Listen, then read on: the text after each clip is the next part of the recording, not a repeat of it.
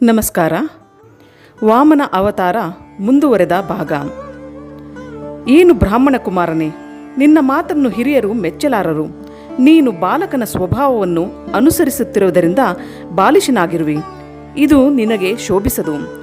ಲೋಕೇಶನಾದವನನ್ನು ಮಧುರ ವಚನಗಳಿಂದ ಹರ್ಷಭರಿಸಿ ಒಂದು ದ್ವೀಪವನ್ನಾದರೂ ಬೇಡಿದ್ದರೆ ನನಗೆ ಸಂತೋಷವಾಗುತ್ತಿತ್ತು. ನನ್ನಿಂದ ದಾನ ಪಡೆದವನು ಮತ್ತೊಬ್ಬರನ್ನು ಕೈಯೊಡ್ಡಿ ಬೇಡಬಾರದೆಂದು ನನ್ನ ಮನಸ್ಸಿನ ಇಚ್ಛೆ. ಆದ್ದರಿಂದ ಸಸ್ಯಭರಿತವಾದ ಭೂಮಿಯನ್ನು ಬೇಡು, ನಾನು ಸಾಕಷ್ಟು ಕೊಡುವೆ. ರಾಜನ್, ಜಿತೇಂದ್ರಿಯನಾಗದವನಿಗೆ 3 ಲೋಕಗಳಲ್ಲಿರುವ ಸುಖ ಸೌಭಾಗ್ಯಗಳೆಲ್ಲವೂ ದೊರೆತರೂ ಅವನ ಆಶಾಪಾಶ ಬೆಳೆಯುತ್ತಲೇ ಇರುವುದು. 3 ಪಾದದಿಂದ ತೃಪ್ತನಾಗದವನಿಗೆ ದ್ವೀಪದಾನವನ್ನು ಪಡೆದರೆ ಸಾಕೆನಿಸಲಾರದು. ದ್ವೀಪವನ್ನು ಕೊಡುವೆನೆಂದರೆ 7 ದ್ವೀಪಗಳನ್ನು ಬೇಡುವ ಮನಸ್ಸಾಗುವುದು. 7 ದ್ವೀಪಗಳಿಗೆ ಅಧಿಪತಿಯಾದ ಪೃಥು, ಗಯ ಮೊದಲಾದ ರಾಜರಿಗೆ ಅರ್ಥಕಾಮಗಳಲ್ಲಿ ತೃಪ್ತಿ ಇರಲಿಲ್ಲ. ನಾನು ಹೆಚ್ಚು ಮಾತನಾಡಿದರೆ ಏನು ಪ್ರಯೋಜನ? ನಾನು ಹೆಚ್ಚಾಗಿ ಬೇಡುವುದಿಲ್ಲ. ನೀನು ಸಹ ನಾನು ಬೇಡದಿದ್ದಕ್ಕೆ ಹೆಚ್ಚಾಗಿ ಕೊಡದೆ ನಾನು ಬೇಡಿದಷ್ಟೇ ಕೊಡು. ಯದೃಚ್ಛಾ ಲಾಭ ಸಂತುಷ್ಟೋ ದ್ವಂದ್ವಾತೀತೋ ವಿಮತ್ಸರಃ ಎಂದು ಹೇಳಿದಂತೆ ಸಹಜವಾಗಿ ಪರಮಾತ್ಮನಿಂದ ದೊರೆತದ್ದನ್ನು ಪಡೆದು ತೃಪ್ತನಾಗಿರುವುದೇ ಮೋಕ್ಷಕ್ಕೆ ಕಾರಣವೆನಿಸುವುದು. ಇದನ್ನು ಕೇಳಿ ರಾಜನು ನಗುತ್ತಾ, ಒಳ್ಳೆಯದು, ಸ್ವೀಕರಿಸೆಂದು ಜಲಪಾತ್ರೆಯನ್ನು ಹಿಡಿದು ಭೂದಾನ ಕೊಡಲು ಸಿದ್ಧನಾದನು. ಏಷ ವೈರೋಚನೆ ಸಾಕ್ಷಾತ್ ಭಗವಾನ್ ವಿಷ್ಣು ರವ್ಯಃ ಕಶ್ಯ ಪಾದಾದಿತೇರ್ಜಾತೋ ದೇವಾನಾಂ ಕಾರ್ಯಸಾಧಕಃ. ಎಲ್ಲೋ ರಾಜನೇ, ಈ ಬ್ರಹ್ಮಚಾರಿಯು ವಿಷ್ಣುವೇ ಆಗಿದ್ದಾನೆ.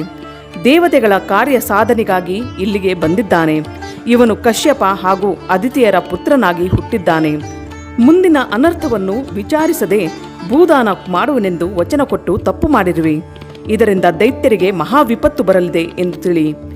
ಇವನು ದಾನದ ನೆಪದಿಂದ ನಿನ್ನ ಸ್ಥಾನವನ್ನು ಹಾಗೂ ಐಶ್ವರ್ಯವನ್ನು, ಯಶೋದುಂದುಭಿಯನ್ನು, ತೇಜಸ್ಸನ್ನು ಕಸಿದು ಇಂದ್ರನಿಗೆ ಕೊಡಿಸಲು ಇಂತಹ ವೇಷವನ್ನು ಹಾಕಿಕೊಂಡಿದ್ದಾನೆ. ಆದ್ದರಿಂದ ಇವನನ್ನು ನಂಬಬೇಡ. 3 ಪಾದಗಳ ದಾನವೆಂದರೆ ಭೂಲೋಕ, ಅಂತರಿಕ್ಷ, ಸ್ವರ್ಗಲೋಕಗಳನ್ನು ಆಕ್ರಮಿಸಿದರೆ ನೀನು ಜೀವಿಸಿ ಇರುವುದೆಲ್ಲಿ? ಅಂತಹ 1 ಪಾದದಿಂದ ಭೂಮಿಯನ್ನು, ಇನ್ನೊಂದು ಪಾದದಿಂದ ಸ್ವರ್ಗವನ್ನು, ಶರೀರದಿಂದ ಆಕಾಶವನ್ನು ತೆಗೆದುಕೊಂಡು 3ನೇ ಪಾದದ ಭೂಮಿಯನ್ನು ಕೊಡು ಎಂದರೆ ಎಲ್ಲಿಂದ ಕೊಡುವೆ? ಕೊಡುವೆನೆಂದು ಹೇಳಿ ಕೊಡದವನಿಗೆ ಕೊಡುವವರೆಗೂ ಘನಘೋರ ನರಕವಾಗುವುದು. ಯಾವ ದಾನದಿಂದ ಜೀವಿಕೆಯು ಹಾಳಾಗುವುದೋ ಅದು ದಾನವೇ ಅಲ್ಲ. ಬುದ್ಧಿವಂತ ಮಾನವನು ತನ್ನ ಧರ್ಮವನ್ನು ಧರ್ಮ, ಯಶಸ್ಸು, ಕೋಪ, ಕಾಮ, ಸ್ವಜನರೆಂಬ 5 ವಿಭಾಗಿಸಿ ಈ ಲೋಕದಲ್ಲಿಯೂ ಪರಲೋಕದಲ್ಲಿಯೂ ಸುಖವನ್ನು ಪಡೆಯುವನು. ಹಣವಿದ್ದವನು ಬದುಕುವನು, ಬದುಕಿದವನು ಸುಗಮವಾಗಿ ದಾನ, ತಪಸ್ಸು, ಯಜ್ಞ ಮೊದಲಾದವುಗಳನ್ನು ಮಾಡಬಲ್ಲನು. ರಾಜನ್, ಋಗ್ವೇದದಲ್ಲಿ ವಿವರಿಸಿದ ಸತ್ಯದ ಬಗ್ಗೆ ಕೇಳು. ಇನ್ನೊಬ್ಬರಿಗೆ ಕೊಡುವುದಕ್ಕೆ ತೆಗೆದಿಟ್ಟ ಧನವನ್ನು ವಂಚಿಸದೆ ಅವರಿಗೆ ಕೊಡುವುದು ಲೇಸು. ಈಗ ನೀನು ಈ ಭಿಕ್ಷುಕನಿಗೆ ಎಲ್ಲವನ್ನು ಕೊಟ್ಟು ಕೆಡುತ್ತಿರುವಿ. ಅದಕ್ಕೋಸ್ಕರ ನಿನಗಾಗಿ ಇಟ್ಟುಕೊಂಡು ಮಿಕ್ಕಿದುದನ್ನು ಕೊಡು. ಅನೃತನೆಂಬ ಬೇರನ್ನು ಸಾಯಗೊಳಿಸಬೇಡ.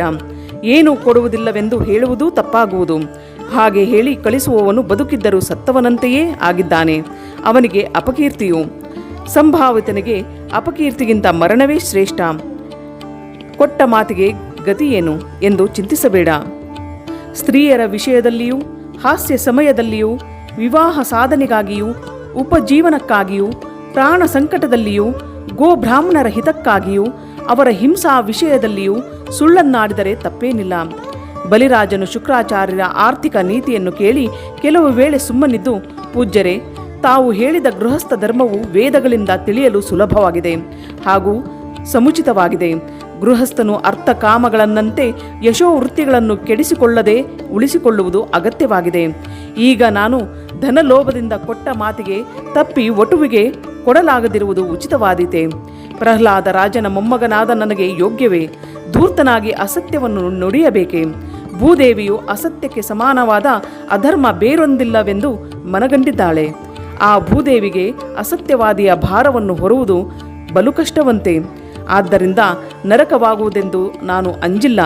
ಅಧರ್ಮದಿಂದ ದುಃಖ ಸಮುದ್ರವು ಉಕ್ಕೇರಿ ಬಂದು ನನ್ನನ್ನು ಮುಳುಗಿಸಿದರೂ ನನಗೆ ಭಯವಿಲ್ಲ. ರಾಜ್ಯ ಭ್ರಷ್ಟನಾಗುವೆನೆಂಬ ಚಿಂತೆಯಿಲ್ಲ. ನಾನು ಸಾವಿಗೆ ಅಂಜುವವನಲ್ಲ. ಆದರೆ ಬ್ರಾಹ್ಮಣನಿಗೆ ಕೊಟ್ಟ ವಚನ ಕೆಡುವುದೆಂದು ಭಯಪಡುತ್ತಿರುವೆ. ಸಾವನ್ನಪ್ಪುವವನು ತನ್ನ ಹಿಂದೆ ಬರದಿರುವ ಭೂಮಿ ಧನ ಕನಕಗಳನ್ನು ಬೇಡಲು ಬಂದ ವಿಪ್ರನಿಗೆ ಕೊಡದೆ ದುರಾಶೆಯಿಂದ ಸಾಧಿಸುವ ಪ್ರಯೋಜನವಾದರೂ ಯಾವುದು? ದದೀಚಿ, ಶಿಬಿ ಮುಂತಾದ ಮಹನೀಯರು ಎಂದೆಂದಿಗೂ ತ್ಯಾಗ ಮಾಡಲು ಅಸಾಧ್ಯವಾದ ಪ್ರಾಣಗಳನ್ನು ದೇವತೆಗಳಿಗಾಗಿ ದಾನ ಮಾಡಿ ಶ್ರೇಯಸ್ಸನ್ನು ಸಾಧಿಸಲಿಲ್ಲವೇ? ಮನಸ್ಸನ್ನು ಗೆದ್ದವನಿಗೆ ದಾನ ಮಾಡುವುದರಿಂದ ದಾರಿದ್ರ್ಯವು ಒದಗಿದರೂ ಭೂಷಣವೇ ಆಗಿದೆ. ಸತ್ಪಾತ್ರ ದಾನದಿಂದ ಇಹಪರಲೋಕ ಸುಖವು ಕಟ್ಟಿಟ್ಟ ಗಂಟಾಗಿದೆ ಎಂದು ಹೇಳಿದರೆ ಅತಿಶಯವಾಗದು. ಆದ್ದರಿಂದ ಈ ವಟುವಿನ ವಾಂಛಿತವನ್ನು ಪೂರೈಸುವುದು ನನ್ನ ಕರ್ತವ್ಯವೆಂದು ಭಾವಿಸುವೆ. ವೇದಾಂತ ಶಾಸ್ತ್ರದಲ್ಲಿ ಚತುರರಾದ ತಮ್ಮಂತಹ ಬ್ರಹ್ಮಜ್ಞಾನಿಗಳು ಯಜ್ಞ ಮಾಡಿಸುತ್ತಿರುವಾಗ ಭೂದಾನಿ ಬೇಡುವ ಈ ವಿಷ್ಣುವಿಗೆ ಈಗಲೇ ದಾನ ಮಾಡಿ ಧನ್ಯನಾಗುವೆನು. ನಿರಪರಾಧಿಯಾದ ನನ್ನನ್ನು ಈ ವಿಷ್ಣುವು ಪಾಶದಿಂದ ಕಟ್ಟಿದರೂ ಕಟ್ಟಲಿ, ಇವನನ್ನು ಹಿಂಬಾಲಿಸುವೆ. ಆದರೆ ಇವನನ್ನು ಹಿಂಸಿಸಲಾರೆ.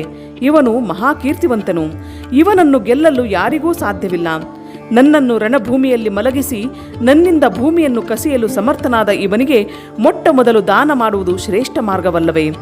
ತನ್ನ ಆಜ್ಞೆಯನ್ನು ಮೀರಿ ನಡೆಯುತ್ತಿರುವ ಬಲಿರಾಜನಿಗೆ ಶುಕ್ರರು ಕೋಪಗೊಂಡು ಶಪಿಸಿದರು. ರಾಜನು ತನ್ನ ಗುರುಗಳು, ರಾಜಭ್ರಷ್ಟನಾಗು, ನೀನು ಪಂಡಿತನಂತೆ ಮಾತನಾಡುವೆ, ನಿನ್ನ ಗರ್ವ ನಿನ್ನನ್ನು ಹಾಳು ಮಾಡಲಿ ಎಂದು ತನ್ನನ್ನು ನಿಂದಿಸಿದರೂ ಅವನು ಮನಸ್ಥೈರ್ಯದಿಂದ ಚಲಿಸದೆ ವಾಮನನಿಗೆ ತನ್ನ ದಾನ ಮಾಡಿಯೇ ಬಿಟ್ಟನು ಎಂಬುದಾಗಿ ಭಾಗವತದಲ್ಲಿ ಹೇಳಲಾಗಿದೆ. ರಾಜನ ರಮಣಿಯಾದ ವಿಂಧ್ಯಾವಲಿಯು ತನ್ನ ಹೆಳಲಲ್ಲಿ ಮಲ್ಲಿಗೆ ಮಾಲೆಯನ್ನು ಮುಡಿದುಕೊಂಡು ಸರ್ವಭೂಷಣಗಳಿಂದ ಅಲಂಕೃತಳಾಗಿ ಬಂಗಾರದ ಕಲಶದಿಂದ ನೀರನ್ನು ಹಾಕಲಾಗಿ ರಾಜನು ವಾಮನನ ಪಾದಾರವಿಂದವನ್ನು ತೊಳೆದು ಆ ಪವಿತ್ರ ತೀರ್ಥವನ್ನು ಶಿರಸ್ಸಿನಲ್ಲಿ ಧರಿಸಿದನು. ಆ ಸಮಯದಲ್ಲಿ ದೇವದುಂದುಬಿಗಳು ಮೊಳಗಿದವು, ಗಂಧರ್ವರು ಹಾಡಿದರು. ವಾಮನನು ಕೂಡಲೇ ತ್ರಿವಿಕ್ರಮ ರೂಪಿಯಾಗಿ ಬೆಳೆದನು. ಗುಣತ್ರಯ ನಿರ್ಮಿತ ಬ್ರಹ್ಮಾಂಡವೇ ಅವನ ದೇಹವಾಯಿತು. ಆ ರೂಪದಲ್ಲಿ ಭೂಮಿಯು, ಆಕಾಶವು, ಸ್ವರ್ಗವು, ಸಮುದ್ರಗಳು, ದೇವತೆಗಳು, ಋಷಿಗಳು ಮೊದಲಾದ ಸಕಲ ಜೀವರಾಶಿಗಳು, ಋತ್ವಿಜರು, ಪಂಚಮಹಾಭೂತಗಳು, ಇಂದ್ರಿಯಗಳಿಗೆ ಅಭಿಮಾನಿಗಳಾದ ದೇವತಾ ಮೂರ್ತಿಗಳು ಕಂಡವು. ಇಂಥ ಅದ್ಭುತ ರೂಪವನ್ನು ಕಂಡು ಬಲಿರಾಜನು ದಿಗ್ಭ್ರಮೆಗೊಂಡನು. ಆ ತ್ರಿವಿಕ್ರಮ ಒಂದೊಂದು ಅವಯವದಲ್ಲಿ ಒಂದೊಂದು ಚಮತ್ಕಾರವನ್ನು ನೋಡಿದನು. ಪಾದದ ತಳಭಾಗದಲ್ಲಿ ರಸಾತಲ ಲೋಕವನ್ನು, ಮೊಳಕಾಲುಗಳಲ್ಲಿ ಭೂಮಂಡಲವನ್ನು, ಮೊಣಕಾಲ ಮಂಡಿಯಲ್ಲಿ ಪಕ್ಷಿಗಳನ್ನು, ತೊಡೆಯಲ್ಲಿ ವಾಯುಗುಣವನ್ನು, ವಸ್ತ್ರದಲ್ಲಿ ಹಗಲು ರಾತ್ರಿಗಳ ಸಂಧ್ಯಾ ಕಾಲಗಳನ್ನು, ಗುಹೇಂದ್ರಿಯದಲ್ಲಿ ಪ್ರಜಾಪತಿಗಳನ್ನು, ಜಗನಗಳಲ್ಲಿ ಮನುರಾಜನನ್ನು, ಹೊಕ್ಕಳದಲ್ಲಿ ಆಕಾಶವನ್ನು, ಕುಕ್ಷಿಗಳಲ್ಲಿ 7 ಸಮುದ್ರಗಳನ್ನು, ಎದೆಯಲ್ಲಿ ನಕ್ಷತ್ರಗಳನ್ನು, ಹೃದಯದಲ್ಲಿ ಧರ್ಮವನ್ನು, ಮೊಲೆಗಳಲ್ಲಿ ಸತ್ಯ ಋತುಗಳನ್ನು, ಮನಸ್ಸಿನಲ್ಲಿ ಚಂದ್ರನನ್ನು, ವಕ್ಷಸ್ಥಳದಲ್ಲಿ ಇಂದಿರಾದೇವಿಯನ್ನು, ಕಂಠದಲ್ಲಿ ಸಾಮಾಧಿ ವೇದಗಳನ್ನು, ಭುಜದಲ್ಲಿ ಇಂದ್ರಾಣಿ ದೇವಗಣವನ್ನು, ಕಿವಿಯಲ್ಲಿ ದಿಕ್ಕುಗಳನ್ನು, ತಲೆಯಲ್ಲಿ ಸ್ವರ್ಗಲೋಕವನ್ನು, ಕೂದಲುಗಳಲ್ಲಿ ಮೋಡಗಳನ್ನು, ಮೂಗಿನಲ್ಲಿ ವಾಯುವನ್ನು, ಕಣ್ಣಲ್ಲಿ ಸೂರ್ಯನನ್ನು, ನಾಲಿಗೆಯಲ್ಲಿ ವರುಣದೇವನನ್ನು, ಬಾಯಲ್ಲಿ ಅಗ್ನಿದೇವನನ್ನು, ಮಾತಿನಲ್ಲಿ ಛಂದೋಗುಣವನ್ನು, ಹುಬ್ಬುಗಳಲ್ಲಿ ನಿಧಿ ನಿಷೇಧಗಳನ್ನು, ಕಣ್ಣಿನ ರೆಪ್ಪೆಗಳಲ್ಲಿ ಹಗಲು ರಾತ್ರಿಗಳನ್ನು, ಹಣೆಯಲ್ಲಿ ಮನುರುದ್ರರನ್ನು, ಕೆಳತುಟಿಯಲ್ಲಿ ಲೋಭವನ್ನು, ಸ್ಪರ್ಶದಲ್ಲಿ ಕಾಮದೇವನನ್ನು, ವೀರ್ಯದಲ್ಲಿ ನೀರನ್ನು, ಬೆನ್ನಲ್ಲಿ ಅಧರ್ಮ ದೇವತೆಯನ್ನು, ಹೆಜ್ಜೆಯಲ್ಲಿ ಯಜ್ಞಗಳನ್ನು, ನೆರಳಲ್ಲಿ ಮೃತ್ಯುವನ್ನು, ನಗುವಿನಲ್ಲಿ ಮೋಹಕ ಶಕ್ತಿಯನ್ನು, ರಂಧ್ರಗಳಲ್ಲಿ ಔಷಧಿಗಳನ್ನು, ನಾಡಿಗಳಲ್ಲಿ ನದಿಗಳನ್ನು, ಉಗುರಿನಲ್ಲಿ ಕಲ್ಲುಗಳನ್ನು, ಬುದ್ಧಿಯಲ್ಲಿ ಬ್ರಹ್ಮನನ್ನು, ಪಂಚಪ್ರಾಣಗಳಲ್ಲಿ ದೇವಋಷಿಯನ್ನು, ಇತರಾಂಗಗಳಲ್ಲಿ ಚರಾಚರ ಪ್ರಾಣಿಗಳನ್ನು ಕಂಡು ಅಸುರರು ಆಶ್ಚರ್ಯಚಕಿತರಾದರು. ಚತುರ್ಮುಖನು ತನ್ನ ಲೋಕದವರೆಗೆ ಬೆಳೆದು ಬಂದ ವಿಷ್ಣುವಿನ ಪಾದದಲ್ಲಿಯ ಉಗುರೆಂಬ ಚಂದ್ರನ ಪ್ರಕಾಶದಿಂದ ಬೆಳಗುತ್ತಿರುವ ತನ್ನ ಸತ್ಯಲೋಕವನ್ನು ಕಂಡು ಮರೀಚಿಯೇ ಮೊದಲಾದ ಸನಕ ಸನಂದನಾದಿ ಮುನಿಗಳಿಂದೊಡಗೂಡಿ ಅವನ ಆ ಪಾದ ಪದ್ಮವನ್ನು ಪೂಜಿಸಿದನು. ವೇದಾಂಗಗಳಲ್ಲಿ ಪರಿಣಿತರಾದ ಹಾಗೂ ತರ್ಕ ಇತಿಹಾಸ ಪುರಾಣಗಳಲ್ಲಿಯೂ ಪ್ರವೀಣರಾದ ಪಾಪರಹಿತವಾದ ಯೋಗಿಗಳು ಇತರೆ ಜನರು ಆ ತ್ರಿವಿಕ್ರಮನನ್ನು ಸ್ತುತಿಸಿದರು. ಇದಲ್ಲದೆ ನಮಸ್ಕರಿಸಿದರು. ಬ್ರಹ್ಮನು ತನ್ನ ಕಮಂಡಲುವಿನಲ್ಲಿ ಆ ಗಂಗೆಯ ಪೂಜಿಸಲಾಗಿ ಆ ವಿಶ್ವವ್ಯಾಪಕ ಮೂರ್ತಿಯು ತನ್ನ ಪಾದವನ್ನು ಮೇಲಕ್ಕೆತ್ತಿದನು. ಅದರಿಂದ ಹರಿದು ಬಂದ ದೇವಗಂಗೆಯು ಶಿವನ ಜಟಾಜೂಟವನ್ನು ಅಲಂಕರಿಸಿ ತನ್ನಲ್ಲಿ ಸ್ನಾನ ಮಾಡುವವರು ಎಲ್ಲ ಪಾಪಗಳನ್ನು ಪರಿಹರಿಸುತ್ತಿರುವಳು ಮತ್ತು ಭಗವಂತನ ಧವಳ ಕೀರ್ತಿಯಂತೆ ಬೇರೆ ಬೇರೆ ಭೂಖಂಡಗಳಲ್ಲಿ ನದಿಯಾಗಿ ಹರಿಯುತ್ತಿರುವಳು. ಆ ತ್ರಿವಿಕ್ರಮನಿಗೆ ಬ್ರಹ್ಮನೇ ಮೊದಲಾದ ಲೋಕಾಧಿಪತಿಗಳು ಆದರದಿಂದ ಅಮೌಲ್ಯ ಕಾಣಿಕೆಗಳನ್ನು ಅರ್ಪಿಸಿದರು. ಗಂಧ, ಮಾಲೆ, ಧೂಪ, ದೀಪ ಬತ್ತರಳು ಫಲಪುಷ್ಪಗಳಿಂದ ಸತ್ಕರಿಸಿದರು. ಜಯದ ಕೂಗು ಮುಗಿಲು ಮುಟ್ಟಿತು. ಬಲಿರಾಜನ ರಾಜ ವೈಭವವನ್ನು ಈ ವಾಮನನು ತ್ರಿವಿಕ್ರಮನಾಗಿ ಕಸಿದುಕೊಂಡದ್ದಕ್ಕೆ ಅಸುರರು ಉರಿದಿದ್ದರು. ಇವನು ಬ್ರಾಹ್ಮಣನಲ್ಲ, ಕಪಟ ವೇಷಧಾರಿ ವಿಷ್ಣು, ಮೋಸಗಾರ. ಮಾತಿನಿಂದ ತನ್ನ ಕಾರ್ಯವನ್ನು ಸಾಧಿಸಿಕೊಂಡನು. ನಮ್ಮ ರಾಜನು ಸತ್ಯವಂತ, ದಯಾವಂತ. ಸುಳ್ಳಾಡದಿರುವ ನಮ್ಮ ಸ್ವಾಮಿಯ ಹಿತವನ್ನು ನಾವು ಸಾಧಿಸಬೇಕಾದುದು ನಮ್ಮ ಕರ್ತವ್ಯ. ಈ ವಟುವನ್ನು ಸಂಹರಿಸಿಬಿಟ್ಟರೆ ನಮ್ಮ ರಾಜನ ಸಂಪತ್ತು ಸಹಜವಾಗಿ ಮರಳಿ ದೊರೆಯುವುದು ಎಂದು ಆಲೋಚಿಸಿ ಬೇರೆ ಬೇರೆ ಆಯುಧಗಳನ್ನು ಹಿಡಿದು ಮುಂದೆ ಬಂದರು. ಬಲಿ ಚಕ್ರವರ್ತಿಯು ಅವರನ್ನು ತಡೆದು, ಎಲೋ ವಿಪ್ರಚಿತ್ತೆ ರಾಹೋ, ಯುದ್ಧವನ್ನು ನಿಲ್ಲಿಸಿರಿ, ಹೊರಟು ಹೋಗಿರಿ. ಈಗ ಕಾಲವು ನಮಗೆ ಅನುಕೂಲವಿಲ್ಲ. ಸರ್ವಭೂತಗಳಿಗೆ ಸುಖ ದುಃಖ ಪ್ರದನಾದ ಪುರುಷನಿಗೆ ಎದುರು ಯಾರು? ದೇವತೆಗಳಿಗೆ ಈ ಮೊದಲು ದುಃಖ ಕೊಟ್ಟವನು ಈಗ ಸುಖ ಕೊಡಲು ಸಿದ್ಧನಾಗಿ ನಮಗೆ ದುಃಖ ಕೊಡುತ್ತಿದ್ದಾನೆ. ಯಾವ ಮಂತ್ರೌಷಧಿಗಳು ಅವನೆದುರು ನಾಟಲಾರವು. ನಿಮಗೂ ದೈವಾನುಕೂಲವಿದ್ದರೆ ಮುಂದೆ ಜಯ ದೊರೆಯಬಹುದು. ರಾಜನ ವಚನಗಳನ್ನು ಕೇಳಿ ಅಸುರರೆಲ್ಲರೂ ರಸಾತಲ ಲೋಕಕ್ಕೆ ತೆರಳಿದರು. ಈ ವಿರಾಟ ರೂಪಿಯ ಇಂಗಿತವನ್ನು ಅರಿತು ಗರುಡನು ವರುಣ ಪಾಶದಿಂದ ಬಲಿರಾಜನನ್ನು ಕಟ್ಟಿದನು. ಚಕ್ರವರ್ತಿಯ ಈ ಅವಸ್ಥೆಯನ್ನು ಕಂಡು ಸಮಸ್ತರು ಗೋಳಿಟ್ಟರು. ದೈತ್ಯರಾಜ, ನಾನು ಬೇಡಿದ 3 ಪಾದಗಳಲ್ಲಿ 2 ಪಾದ ಮಾತ್ರ ನೀನು ಕೊಟ್ಟಾಯಿತು. ಇನ್ನುಳಿದ 3ನೆಯ ಪಾದ ಭೂಮಿಯನ್ನು ಎಲ್ಲಿಂದ ಕೊಡುವಿ? 1 ಪಾದವನ್ನು ಅತಲಾದಿ ಲೋಕಗಳಿಂದಲೂ 2ನೆಯ ಪಾದವನ್ನು ಸ್ವರ್ಗಾದಿ ಲೋಕದಿಂದ ಪಡೆದಿರುವನು. ಕೊಟ್ಟ ವಚನವನ್ನು ಪಾಲಿಸದಿದ್ದ ನಿನಗೆ ನರಕ ತಪ್ಪದು. ಕೆಳತರಗತಿಯ ಯೋನಿಯಲ್ಲಿ ಹುಟ್ಟುವಿ. ನೀನು ನನ್ನನ್ನು ವಂಚಿಸಿದಂತಾಗಲಿಲ್ಲವೇ?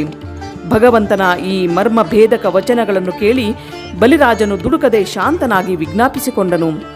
ನಾನು ಸುಳ್ಳಾಡಲಾರೆ. ನಿನ್ನನ್ನು ಮೋಸ ಮಾಡುವ ಇಚ್ಛೆ ನನಗಿಲ್ಲ. ನಿನ್ನ ದಯೆಯನ್ನು ಬಯಸುವೆನು. ಭಕ್ತವತ್ಸಲ, 3ನೆಯ ಪಾದವನ್ನು ನನ್ನ ತಲೆಯ ಮೇಲೆ ಇಡು. ನನಗೆ ನರಕದ ಭಯವಿಲ್ಲ. ವರುಣ ಪಾಶದಿಂದ ನಾನು ಅಂಜಿಲ್ಲ. ನನ್ನ ಐಶ್ವರ್ಯ ನಷ್ಟವಾಯಿತೆಂದು ಚಿಂತಿಸಿಲ್ಲ. ಲೋಕದಲ್ಲಿ ಅಪಕೀರ್ತಿಗೆ ಮಾತ್ರ ಭಯಪಡುವೆ. ಮದದಿಂದ ಕೊಬ್ಬಿದ ನನಗೆ ಕಣ್ತೆರೆಯುವಂತೆ ಮಾಡಿ ನನಗೆ ಉಪಕಾರ ಮಾಡಿದೆಯಲ್ಲವೇ? ಇದರಿಂದ ನನಗೆ ಸಂತೋಷವೆನಿಸಿದೆ. ಸಾಧು ಜನರ ಶ್ಲಾಘನೆಗೆ ಪಾತ್ರನಾದ ಹಾಗೂ ನನ್ನ ತಾತನಾದ ಪ್ರಹ್ಲಾದ ರಾಜನ ಪುಣ್ಯ ಸ್ಮರಣೆಯಿಂದ ನಾನು ಶಾಂತನಾಗಿರುವೆನು. ಆ ನನ್ನ ತಾತನನ್ನು ನಿನ್ನ ವೈರಿಯಾದ ಹಿರಣ್ಯರಾಜನು ಚಿತ್ರಹಿಂಸೆಗೆ ಗುರಿ ಮಾಡಿದನು. ಆ ಸಮಯದಲ್ಲಿ ನೀನೇ ಅವನಿಗೆ ಸಂರಕ್ಷಕನಾಗಲಿಲ್ಲವೇ? ನಿನ್ನ ಮಹಿಮೆ ಅಗಮ್ಯವಾಗಿದೆ. ಪುರುಷ ದೇಹವು ಸಂಪಾದಿಸಿದ್ದ ಧನ ಕನಕ ಹೊಲ ಮನೆ ರಾಜ್ಯಗಳನ್ನು ಈ ಲೋಕದಲ್ಲಿಯೇ ಬಿಟ್ಟು ಸಾಯುವುದು. ಸ್ವಕೀಯರು ಆ ಸಂಪತ್ತನ್ನು ಕಳ್ಳರಂತೆ ದೋಚಿಕೊಂಡು ಹೋಗುವರು. ಹೆಂಡತಿಯು ತನ್ನ ಪತಿಯ ಸಂಪಾದನೆಯಿಂದ ತೃಪ್ತಿ ಹೊಂದದೆ ಇನ್ನಷ್ಟು ಬೇಕು ಮತ್ತಿಷ್ಟು ಬೇಕು ಎಂದು ಅವನನ್ನು ಕಾಡುವಳು. ಒಂದು ವೇಳೆ ಅವನ ಗಳಿಕೆ ಕಡಿಮೆಯಾದ ಕೂಡಲೇ ಅವನನ್ನು ತಿರಸ್ಕರಿಸುವಳು. ಮಾನವನ ಆಯುಷ್ಯ ದ್ರವ್ಯ ಸಂಪಾದನೆಯಲ್ಲಿಯೇ ವ್ಯಯವಾಗುವುದು. ಜ್ಞಾನ ಸಂಪಾದನೆಯಾಗಲಾರದು. ಜ್ಞಾನವಿರದವನನ್ನು ನೀನು ಕಣ್ಣೆತ್ತು ನೋಡುವುದಿಲ್ಲ. ಆದರೂ ನಾನು ಅದೃಷ್ಟದಿಂದ ಇಳಿದು ನಿನ್ನನ್ನು ಕಂಡು ಧನ್ಯನಾದೆನು. ನನ್ನ ದೇಹವನ್ನು ಯಮರಾಜನು ನುಂಗಲಿರುವವನಿದ್ದರೂ ಮದೋನ್ಮತ್ತನಾಗಿ ಮೂಢನಾಗಿ ನಾನು ಶಾಶ್ವತವೆಂದು ತಿಳಿದಿದ್ದೆನು. ನೀನು ನನ್ನ ರಾಜೈಶ್ವರ್ಯವನ್ನು ಕಸಿದು ನನ್ನ ಮೇಲೆ ದಯ ಮಾಡಿರುವೆ. ತ್ರಿವಿಕ್ರಮನ ಜೊತೆಗೆ ಬಲಿರಾಜನು ಭಕ್ತಿಯಿಂದ ಮಾತನಾಡುತ್ತಿರುವಾಗ ಚಂದ್ರಮನಂತೆ ಬೆಳಗುತ್ತಿರುವ ಪ್ರಹ್ಲಾದರಾಜನು ಆಗಮಿಸಿದನು. ಇಂದ್ರಸೇನನೆಂದು ಕರೆಯಿಸಿಕೊಳ್ಳುವ ಬಲಿರಾಜನು ವಿಶಾಲ ಹಾಗೂ ಪುಷ್ಟವಾದ ಭುಜಗಳುಳ್ಳ, ಕಮಲದಂತೆ ಅಗಲವಾದ ನೇತ್ರವುಳ್ಳ, ಪೀತಾಂಬರಧಾರಿಯಾದ ಎತ್ತರನಾಗಿ ಹಾಗೂ ಕಪ್ಪು ಬಣ್ಣವುಳ್ಳ ದಿವ್ಯ ತೇಜಸ್ಸಿನಿಂದ ವಿರಾಜಿತನಾದ ಅಜ್ಜಂದಿರನ್ನು ಕಂಡು ತಾನು ವರುಣ ಪಾಶದಿಂದ ಕಟ್ಟಲ್ಪಟ್ಟವನಾಗಿದ್ದರೂ ಶಿರಬಾಗಿ ನಮಿಸಿದನು. ಲಜ್ಜೆಯಿಂದ ಮುಖವನ್ನು ಕೆಳಗೆ ಮಾಡಿದನು. ದುಃಖದಿಂದ ನೀರು ತುಂಬಿದ ಕಣ್ಣುಳ್ಳವನಾಗಿ ನಿಂತಿದ್ದನು. ಸಿಂಹಾಸನದಲ್ಲಿ ಶ್ರೀಶನು ವಿರಾಜಮಾನನಾಗಿದ್ದನು. ಅವನನ್ನು ಪ್ರಹ್ಲಾದರಾಜನು ಭಯಭಕ್ತಿಯಿಂದ ಸುನಂದ ನಂದಾದಿ ದೇವಗಣದಿಂದ ಸೇವೆಯನ್ನು ಕೈಗೊಳ್ಳುತ್ತಿರುವಾಗ ಆನಂದಾಶ್ರುಗಳಿಂದ ತುಂಬಿದ ಕಣ್ಣುಗಳಿಂದ ನೋಡುತ್ತಾ ಕೈ ಜೋಡಿಸಿ ನಮಿಸಿದನು. ಜಗದ್ರಕ್ಷಕ ಶ್ರೀಹರಿ, ನನ್ನ ಮೊಮ್ಮಗನಿಗೆ ನೀನೇ ಇಂದ್ರ ಪದವಿಯನ್ನು ಕೊಟ್ಟು ನೀನಾಗಿ ಈಗ ಕಸಿದುಕೊಳ್ಳುತ್ತಿರುವೆ. ಇದು ಒಳ್ಳೆಯದೇ ಆಯಿತೆಂದು ನನ್ನ ಭಾವನೆ. ಏಕೆಂದರೆ ಅವನ ಮೇಲೆ ಮಹಾನುಗ್ರಹವನ್ನು ತೋರಿರುವಿ. ತನ್ನ ಪತಿಯ ಬಂಧನವನ್ನು ನೋಡಿ ಭಯಗ್ರಸ್ತಳಾದ ವಿಂಧ್ಯಾವತಿಯು ವಿನಯದಿಂದ ವಾಮನ ಮೂರ್ತಿಗೆ ನಮಿಸಿದಳು. ಸ್ವಾಮಿ, ನೀನು ಕ್ರೀಡಿಸಲು ನಿರ್ಮಿಸಿದ ಈ ಜಗತ್ತನ್ನು ಕುಮತಿಗಳು ತಮ್ಮದೆಂದು ಅಹಂಕಾರದಿಂದ ತಿಳಿಯುತ್ತಾರೆ. ಆದರೆ ಅದರಿಂದ ನಿನ್ನ ಪ್ರಭುತ್ವಕ್ಕೆ ಲೋಪ ಬರಲಾರದು. ನಿನ್ನ ಸ್ವಾತಂತ್ರ್ಯವನ್ನು ಅಪಹರಿಸಿ ನರಕಕ್ಕೆ ಭಾಗಿಗಳಾಗುತ್ತಾರೆ. ಬ್ರಹ್ಮನು ಮುಂದೆ ಬಂದು, ಜಗನ್ನಾಥ, ತ್ರಿವಿಕ್ರಮ, ಈ ಬಲಿಯ ಬಂಧನವನ್ನು ಬಿಡಿಸು. ಇವನು ಬಂಧನಕ್ಕೆ ಪಾತ್ರನಾಗಿಲ್ಲ.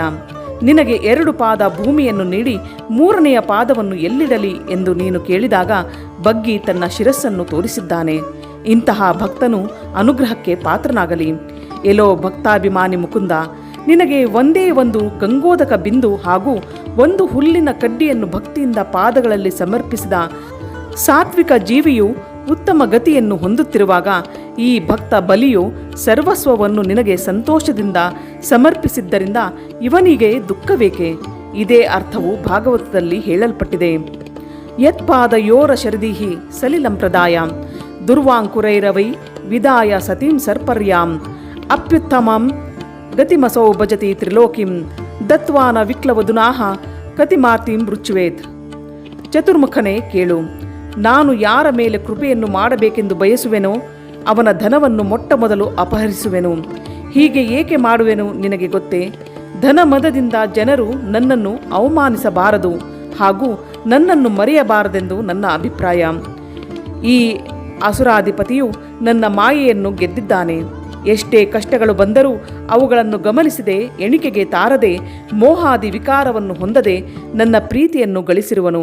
ಒಂದೇ ಕ್ಷಣದಲ್ಲಿ ಇವನನ್ನು ಪದವಿಯಿಂದ ಉರುಳಿಸಿದೆನು, ನಿಂದಿಸಿದೆನು, ಕಟ್ಟಿದೆನು. ಇವನ ಬಂಧುಗಳು ಇವನನ್ನು ಬಿಟ್ಟು ಹೋದರು. ಮಹಾಕಷ್ಟವು ಒದಗಿ ಬಂದಿತು. ಗುರುಗಳು ಇವನನ್ನು ನಿಂದಿಸಿ ಶಾಪವನ್ನಿತ್ತರು. ಆದರೂ ಇವನು ಸತ್ಯವನ್ನು ಬಿಡದಿರುವವನಾಗಿದ್ದಾನೆ. ನಾನು ಬೆದರಿಸಿದೆನು, ಆದರೂ ಧರ್ಮವನ್ನು ಇವನು ಬಿಡಲಿಲ್ಲ. ಆದುದರಿಂದ ಇವನು ನನ್ನ ಪರಮಭಕ್ತನು.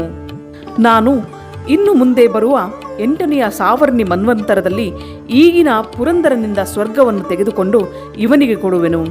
ಇವನು ಮಹೇಂದ್ರನಾಗಿ ತ್ರೈಲೋಕ್ಯ ರಾಜ್ಯವನ್ನಾಳಲಿ. ಅಲ್ಲಿಯವರೆಗೆ ವಿಶ್ವಕರ್ಮನಿಂದ ನಿರ್ಮಿತವಾದ ಹಾಗೂ ಆದಿವ್ಯಾಧಿ ರಹಿತವಾದ ಸುತಲ ಲೋಕದಲ್ಲಿ ವಾಸ ಮಾಡಲಿ. ಬಲಿ, ಹೋಗು, ಸುತಲ ಲೋಕಕ್ಕೆ ನಿನಗೆ ಕಲ್ಯಾಣವಾಗಲಿ. ಸ್ವರ್ಗಲೋಕದ ಸುಖವನ್ನು ಮೀರಿಸುವ ವೈಭವದಿಂದೊಡಗೂಡಿದ ಆ ಲೋಕದಲ್ಲಿ ನಿನ್ನ ಬಂಧು ಬಾಂಧವರಿಂದ ಸೇವಿತನಾಗಿ ಸುಖದಿಂದ ಕಾಲಕ್ಷೇಪ ಮಾಡು. ಲೋಕಾಧಿಪತಿಗಳು ನಿನ್ನನ್ನು ಮೀರಿ ನಡೆಯಲಾರರು. ಇತರರು ನಿನಗೆ ಆಜ್ಞಾಧಾರಕರಾಗಿ ವರ್ತಿಸದಿರಲಾರರು. ನಿನ್ನ ಅನುಶಾಸನವನ್ನು ಮೀರಿ ನಡೆಯುವ ದೈತ್ಯರನ್ನು ನನ್ನ ಚಕ್ರವು ಸಂಹರಿಸುವುದು. ಪರಿವಾರ ಸಹಿತನಾದ ನಿನ್ನನ್ನು ಸರ್ವದಾ ಸಂರಕ್ಷಿಸುತ್ತೇನೆ. ಇಷ್ಟೇ ಅಲ್ಲ, ಯಾವಾಗಲೂ ಸನ್ನಿಹಿತನಾದ ನಿನ್ನ ಮನೆಯ ಬಾಗಿಲ ಕಾಯುವುದಕ್ಕಾಗಿ ಗದಾಪಾಣಿಯಾಗಿ ನಿಂತು ನಿನಗೆ ದರ್ಶನ ಕೊಡುವೆ. ನನ್ನ ದರ್ಶನದಿಂದಲೂ ನನ್ನ ಮಹಿಮೆಯ ಶ್ರವಣದಿಂದಲೂ ಮನದಿಂದಲೂ ದೈತ್ಯ ದಾನವರ ಸಹವಾಸದಿಂದಾದ ನಿನ್ನ ಅಸುರಿ ಭಾವವು ನಷ್ಟವಾಗುವುದರಲ್ಲಿ ಸಂಶಯವಿಲ್ಲ. ಪುರಾಣ ಪುರುಷೋತ್ತಮನ ಸುಮಧುರ ಮಾತುಗಳನ್ನು ಆಲಿಸಿದ ಬಲಿರಾಜನಿಗೆ ಆನಂದ ಉಕ್ಕೇರಿ ಬರಲಾಗಿ ಕಣ್ಣೀರನ್ನು ಒರೆಸಿಕೊಳ್ಳುತ್ತಾ 2 ಕೈಗಳನ್ನು ಜೋಡಿಸಿ ಅವನು ಭಕ್ತಿಯಿಂದ ನಮ್ರನಾಗಿ ಗದ್ಗದ ವಚನಗಳಿಂದ ಶ್ರೀಹರಿಯ ಮಹದನುಗ್ರಹವನ್ನು ಕೊಂಡಾಡುತ್ತಾ ನುಡಿಯತೊಡಗಿದನು. ಸ್ವಾಮಿ ಸರ್ವೇಶ, ಏನಿದು ನಿನ್ನ ವೈಭವದ ಅನುಗ್ರಹ ನನ್ನ ಮೇಲೆ? ನಂಬಿದ ಭಕ್ತರನ್ನು ರಕ್ಷಿಸುವುದಕ್ಕಾಗಿ ದೀಕ್ಷಾಬದ್ಧನಾಗಿ ಬಿಟ್ಟಿಯಲ್ಲ. ನಿನಗೆ ಸಮರುಂಟೆ ಭಕ್ತವತ್ಸಲ. ಲೋಕೇಶರಲ್ಲಿ ತೋರದ ದಯೆಗೆ ಈ ಅಧಮನು ಪಾತ್ರನಾದನೇನು? ನಿನಗೆ ಪುನಃ ಪುನಃ ನಮಸ್ಕಾರವಿರಲಿ. ಗರುಡನು ವರುಣ ಪಾಶದಿಂದ ಬಲಿರಾಜನನ್ನು ಮುಕ್ತನನ್ನಾಗಿ ಮಾಡಿದನು. ಬಲಿಯು ಸಂತುಷ್ಟನಾದನು. ಅಸುರ ಪರಿವಾರದೊಂದಿಗೆ ಸುತಲ ಲೋಕಕ್ಕೆ ಹೊರಡಲು ಸಿದ್ಧನಾದನು. ಆ ಸಂದರ್ಭದಲ್ಲಿ ಪ್ರಹ್ಲಾದ ರಾಜನು ಶ್ರೀಶನನ್ನು ಭಕ್ತಿಯಿಂದ ಹೊಗಳತೊಡಗಿದನು. ಎಲ್ಲೋ ಜಗನ್ನಾಥ, ನಮ್ಮ ಅಸುರರ ಮೇಲೆ ಮಾಡಿದ ನಿನ್ನ ಅಪಾರ ಕೃಪೆಯು ನಮ್ಮನ್ನು ರಕ್ಷಿಸುತ್ತದೆ. ಇಂತಹ ಪ್ರಸಾದವು ಬ್ರಹ್ಮಾದಿ ದೇವತೆಗಳಿಗೆ ದುರ್ಲಭವಾಗಿರಬೇಕೆಂದು ಭಾವಿಸಿವೆ. ನಿನ್ನ ಭಕ್ತ ವಾತ್ಸಲ್ಯವನ್ನು ತಿಳಿಯಲು ಅಸಾಧ್ಯ. ದೇವಾಸುರರಿಗೆ ನೀನು ಸಮನಾಗಿದ್ದರೂ ವಿಷಮನಂತೆ ತೋರುವೆ. ನೀನು ಭಕ್ತರಿಗೆ ಕಲ್ಪವೃಕ್ಷ. ವತ್ಸ ಪ್ರಹ್ಲಾದ, ನಿನ್ನ ಮೊಮ್ಮಗನೊಂದಿಗೆ ಸುತಲ ಲೋಕದಲ್ಲಿರು. ಗದಾಪಾಣಿಯಾಗಿ ನಿಂತಿರುವಾಗ ನಿನಗೂ ನನ್ನ ದರ್ಶನ ನಿತ್ಯವೂ ಆಗುವುದು. ಶ್ರೀಶನು ಶುಕ್ರಾಚಾರ್ಯರನ್ನು ಕರೆದು ಪ್ರಾರಂಭಿಸಿದ ಯಜ್ಞವನ್ನು ಪೂರ್ತಿಗೊಳಿಸಿರಿ. ಮಧ್ಯದಲ್ಲಿ ವಿಘ್ನಗಳು ತಲೆ ಎತ್ತಿದರೂ ಕರ್ಮವು ಲೋಪವಾಗಕೂಡದು. ಬಲಿರಾಜನು ಹೊರಡುತ್ತಲಿರುವನು. ಇವನಿಂದ ಪೂರ್ತಿಯಾಗಲಿ ಪ್ರಾಯಶ್ಚಿತ್ತಾದಿ ಹೋಮಗಳನ್ನು ಮಾಡಿ ಮುಗಿಸಿರಿ ಎಂದು ಸೂಚಿಸಿದರು. ಶುಕ್ರರು, ಸ್ವಾಮಿ, ನನ್ನ ಶಿಷ್ಯನ ಯಜ್ಞ ನಿರ್ವಿಘ್ನವಾಗಿ ನಿನ್ನ ಸನ್ನಿಧಾನ ಮೂಲಕ ಪೂರ್ತಿಯಾಯಿತು. ನಿನ್ನ ನಾಮಸ್ಮರಣೆಗೆ ಸಮ ಉಂಟೆ? ಮಂತ್ರತಃ ತಂತ್ರತಃ ಛಿದ್ರಂ ದೇಶಕಾಲಹಾರ ವಸ್ತುತಃ ಸರ್ವಂ ಕರೋತಿ ನಿಚ್ಛಿದ್ರಮನು ಸಂಕೀರ್ತನಂ ತವಃ. ನಿನ್ನ ಸಂಕೀರ್ತನದಿಂದಲೇ ಮಂತ್ರಲೋಪದಿಂದಲೂ ತಂತ್ರಲೋಪದಿಂದಲೂ ದೇಶಕಾಲ ನಿಮಿತ್ತದಿಂದಲೂ ಸಂಭವಿಸಿದ ದೋಷವು ಕಳೆದು ಹೋಯಿತು. ಸರ್ವ ಶ್ರೇಯಸ್ಸು ಸಿದ್ಧಿ ಸಂಭವಿಸಿದವು. ಆದರೂ ನಿನ್ನ ಶಾಸನದಂತೆ ಉಳಿದ ಕರ್ಮವನ್ನು ಮಾಡಿಸಿ ಆ ಫಲವನ್ನು ನಿನಗೆ ಸಮರ್ಪಿಸುವುದಕ್ಕೆ ಬಲಿರಾಜನೆಂದೊಡಗೂಡಿ ಸಿದ್ಧನಾಗಿರುವೆ. ಹೀಗೆ ಹೇಳುತ್ತಲೇ ಶುಕ್ರರು ಋತ್ವಿಜರಿಂದ ಯಜ್ಞವನ್ನು ಮುಗಿಸಿದರು. ಕಮಲನಯನನು ತ್ರೈರಾಜ್ಯವನ್ನು ಸಹಸ್ರಾಕ್ಷನಾದ ಇಂದ್ರನಿಗೆ ತಂದುಕೊಟ್ಟು ದೇವತೆಗಳನ್ನು ಸಂರಕ್ಷಿಸಿದನು. ಬ್ರಹ್ಮನು, ರುದ್ರ, ಇಂದ್ರ, ದೇವರ್ಷಿ, ಕುಬೇರ ಮೊದಲಾದವರಿಂದ ಕೂಡಿಕೊಂಡು ವಾಮನ ಮೂರ್ತಿಯನ್ನು ಕಶ್ಯಪ ಹಾಗೂ ಅದಿತಿ ದೇವಿಯರ ಪ್ರೀತಿಗೋಸ್ಕರ ಲೋಕಪಾಲಕರಿಗೆ ಅಧಿಪತಿಯನ್ನಾಗಿ ಮಾಡಿ ಪಟ್ಟ ಕಟ್ಟಿ ಅವನ ಪಾದಪದ್ಮಗಳಿಗೆ ನಮಸ್ಕರಿಸಿದನು. ಬ್ರಹ್ಮನ ಆಜ್ಞೆಯಂತೆ ಇಂದ್ರನು ವಾಮನ ಮೂರ್ತಿಯನ್ನು ವಿಮಾನದಲ್ಲಿ ಕುಳ್ಳಿರಿಸಿಕೊಂಡು ಸ್ವರ್ಗಲೋಕಕ್ಕೆ ಕರೆದುಕೊಂಡು ಹೋದನು. ಅಲ್ಲಿ ಶ್ರೀಹರಿಯು ಉಪೇಂದ್ರನೆನಿಸಿ ರಕ್ಷಿಸುತ್ತಿರಲು ಸಕಲ ದುಃಖಗಳಿಂದ ರಹಿತನಾಗಿ ಇಂದ್ರನು ಸುಖದಿಂದ ಇದ್ದನು. ಎಲ್ಲ ದೇವತೆಗಳು ವಿಷ್ಣುವಿನ ಕೀರ್ತಿಯನ್ನು ಹೊಗಳುತ್ತಾ ತಮ್ಮ ತಮ್ಮ ಲೋಕಗಳಿಗೆ ತೆರಳಿದರು. ಅದಿತಿಯು ಆನಂದ ಭರಿತಳಾಗಿ ಉಪೇಂದ್ರನನ್ನು ಪೂಜಿಸುತ್ತಾ ಸ್ವರ್ಗದಲ್ಲಿ ನೆಲೆಸಿದಳು. ಇಲ್ಲಿಗೆ ವಾಮನ ಅವತಾರವು ಸಂಪೂರ್ಣವಾಯಿತು.